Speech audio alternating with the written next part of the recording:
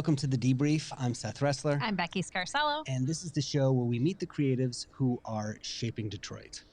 Look, it's been a long pandemic. It's been a long last year for a lot of people. I know that one of the ways that I have coped with it has been, frankly, through drinking alcohol, a little bit more than I should. You have mentioned that. I have. And, I noticed, because I know a lot of people in the creative community, I'm sure that you do too, who are sober, or have given up substances. And I often wonder how they are doing with everything that's going on, right? It's been a bit, and every once in a while I'll see a Facebook comment of somebody talking about this. I think it's been particularly hard. Very challenging, yes. To deal with this, with everything that's going on. That's some of what we're going to talk about today, because we are going to talk about how a Detroit songwriter is launching a sober artist residency. It's called the Greater Impact House, and we're just going to give you a quick look at what this is all about. The Greater Impact House is essentially a property that I purchased in 2018, and now I'm looking to revive it, as well as figure out how to house artists that want to create without the use of drugs, alcohol, or smoking, and work alongside me and hold each other accountable for actions and really just creating in the same space together. So that's a look at it. Our guest is an original piano and guitar player whose works have been featured in ads for Amazon, Jeep, Dodge, Comedy Central. He's also, true story, he's big in Japan. Yes. His album is sold out there, but he's also the man behind the Greater Impact House. Want to welcome Alexander Vlahos, a.k.a. Greater Alexander. Thank you for coming and joining us on the show. Thank you so much, guys. I really appreciate it. Yeah. Can you go into a little bit more about what the vision is for the Greater Impact House? What do you have in mind for what you're creating? Yeah, so the overall vision is to really just hold accountable artists for creation. And the way that you do that is you kind of view what their daily life is like. And what better way to do it than by starting a residency where you're all living amongst each other and having meetings of where you are and what you're creating throughout the month, as far as like staying in a place and showing up for it, you know. So for those people that maybe don't understand what an artist residency is, can you define that? Yeah, so an artist residency, essentially you come to a space that you have to set an intention to create something new. And when you become a resident towards that space, that is essentially the way to show up to offer what you are career driven to create. And at the same time, other artists are joining you and doing the same thing. Right. So you're kind of supporting each other in your musical goals. Yeah. Especially, yeah. And the idea of like the Greater Impact House really just came from that. I wanting to have something like that, especially when I was trying to drive my career and finishing up in Wayne State University. And you had mentioned one of your inspirations for this was your time at Assemble Sound in Detroit. Correct. What was that like? And tell us about Assemble Sound. So Assemble Sound, residents basically rented out a big church space at the time. Now it's, essentially has different hubs in Jefferson, and you essentially went there, rented out the space for the hour or so to record in, and you'd meet other residents that were going to be creating in the space after you or before you, and you never got to see where anybody lived, and that most of the time I'd be the one that's coming in as people are like finishing up at 3 a.m. or 4 a.m. I'm the one that was the early bird, early riser, because I know that most of the artists would not be awake during that time, so I could record, especially, yeah. And it's also before the birds start making noise. So when I was creating my record there, I just knew that that's also the time where like Earth stands still, and I Mm. was able to just have this space to just record in, and then other artists would kind of come in or trickle in the morning, and you could tell like whether or not they're hungover or whether or not they're having like a mental breakthrough um, or if they're high. It was just an Mm. interesting experience, just watching where artists were and where I could, here I just had like a 4 hour session with myself, and almost like here, like I had the chance to like show to somebody that just came in and just ask them what they thought of it. Right. And yeah, it just kind of like raised this idea of like, well, I wonder what it would be like if we could now have a moment where we're sharing a meal together and talking about what the the next artist is going to do for the day. And there would be just small moments of just comprehension of where they're coming from, and then you can tell like sometimes when I'd come in early in the morning and the session was happening at night, there was essentially like you can tell like how some artists are driven by drug use or alcohol use, because they would come out finishing a moment of cannabis uh, smoking, or a moment of drinking, and whether or not that artist clean up after themselves, that was also interesting to watch. And but yeah, I just was like, I really wonder how these artists are living in their own space at home, like what's Right. going on Yeah. So and what's delve going on into with. that a little more. Why sobriety? Why healthy living? I mean, you have a really personal reason for doing this, right? Yeah, yeah. So I was definitely, I was deep into cannabis culture around um, 2008, 2009. I was very deep into it, and at the same time, I was also um, just trying to get off of prescription drugs that I'd been offered by doctors, like lithium, because I Mm. was diagnosed with bipolar disorder, and now taking the journey to come off all of that was triggered by um, my sister's first attempt to take her life. And so when she leapt from a 7-story building and Mm. survived, that was my trigger, so to speak, as to like, what are these medicines doing?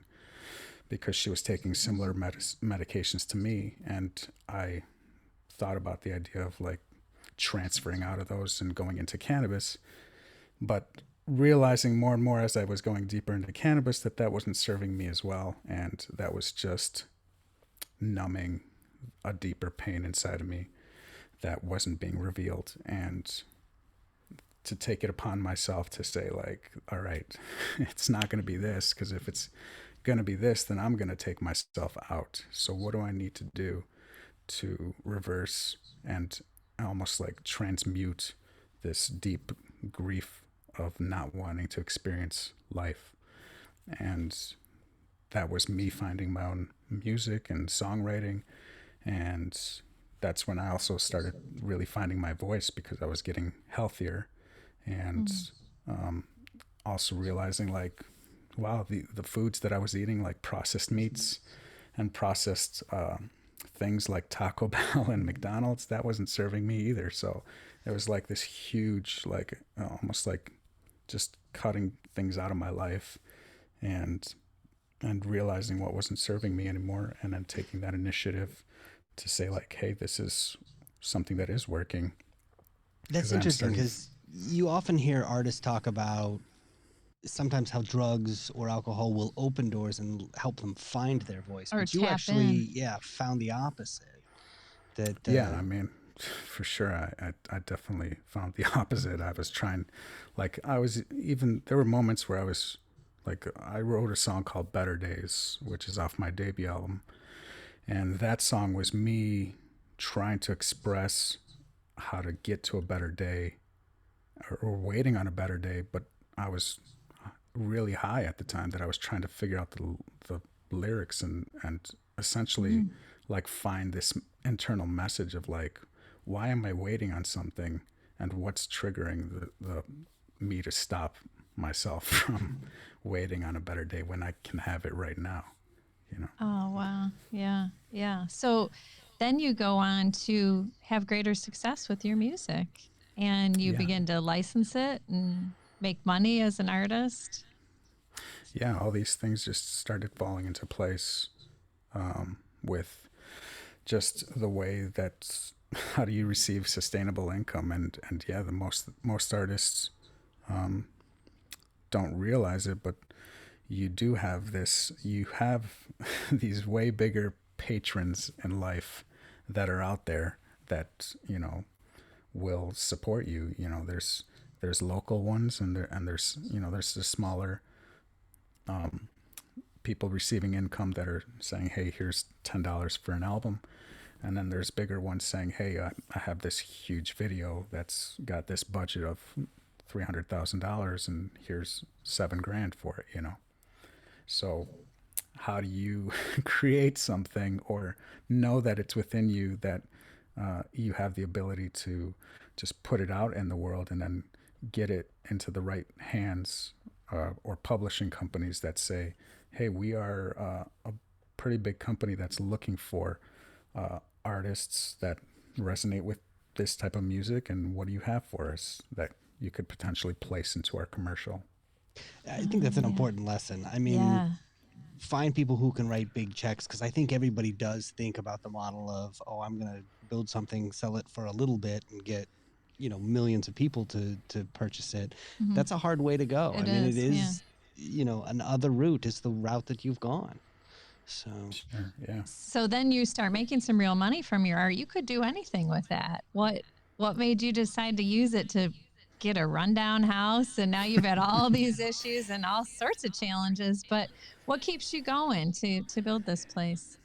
Yeah, I think essentially the idea of like, I'm I'm still very much grieving because my sister did finally take her life in 2019, and that was also the initial inception of me saying, all right, well, I'm also still working through some type of grief, but I've been working through the grief because this has been almost 10 years in the making of me trying to figure out why it is that I want to keep existing and keep creating music, or just keep creating something where I know my voice matters, or I know that I'm being heard somehow and being received. And I know there's a lot of artists that are struggling with that more and more, especially as technology now sort of envelops the spectrum of creativity and being seen and heard. It's like, okay, now that everybody has the chance to be seen and heard, how do you maneuver yourself in this, and where are the other artists that are struggling, or at least wanting not to struggle anymore, and where is there a place that you can sit amongst other artists that are trying to do it with a little bit more clarity? Yeah. I don't really see it unless you're like sitting in a house that's like, the halfway house, but we're not like, I'm not a drug addict here. I'm not struggling with it. I'm actually, career driven, and I'm trying to show you that I'm doing it without it. So right. maybe So it's about surrounding yourself and building an opportunity to surround yourself with the right people and the right types of people. Right, Yeah. to support and grow. So what advice would you have for artists that are struggling with substance abuse right now? There's always the biggest thing to do when you're struggling is you don't want to reach out. You don't want to speak to anybody, and that's the idea, is like, show the shadow, and it's really easy to show it when you are in the same space with somebody. And for artists that are having difficulty, especially now with how much isolation there truly is, like we're already isolated as artists when we are creating. So now you're compounding that with, well, I'm not going to meet up with you because I'm afraid I'm going to give you something that could potentially kill you. So what how is it going to feel for me to like reconnect to the world again? You know, you can see it with how much live music has been cut off from the world, and how people that aren't artists are like, what do I do? Yes. So yeah, the biggest thing I can really mention is just you know, there's still the chance of reaching out. Like I'm the house right now is available to walk through, and you can really get a chance to see what my journey is and what I'm trying to develop there. And there's an art exhibition as well as a visual exhibition as well as a musical exhibition with commentary of me describing my journey over the past 10 years of making this second record that I've been trying to release, and offering a very genuine, wholehearted experience for you to come through and see, with or without a mask, you know. Well, we can't wait to check it out, and I know that this is an ongoing work in process. Before we let you go, Alexander, we do want to get a recommendation from you, so let's do it.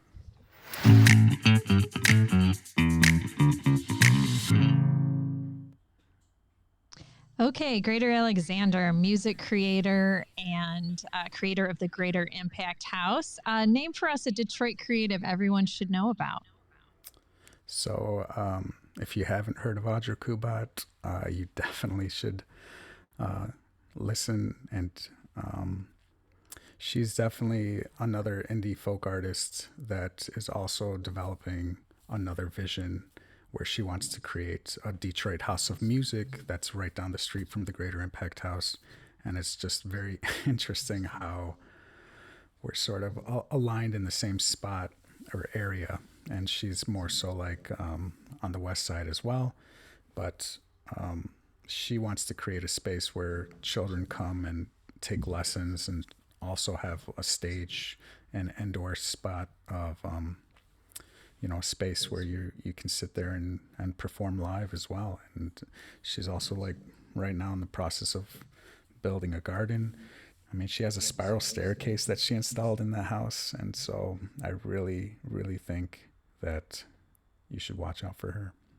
All right. Well, Greater Alexandra, thank you so much for coming on and sharing your story with us. Oh my gosh, yes. And frankly, for being so honest with us. I mean, this is, you know, I know this means a lot to you, and it's a great project. We showed the video that you made of this. We'll put it up on our website as well. But one of our virtual networking nights, and you know, the artists that were attending were just hugely supportive of it. Very much. If other people want to support the Greater Impact House, they can go to greaterimpacthouse.com and find out all the details. But really, thank you for coming on and sharing your story. Thank you so much for having me. I really appreciate you guys taking the All right, that's it for us here at The Debrief. I'm Seth Ressler. I'm Becky Scarcello. We want to let you know that there's a number of ways to listen to the show. First of all, you can go to YouTube, Apple Podcasts, Spotify, things like that. Or you can just ask Alexa. Until next time, Detroit's moving. Keep up.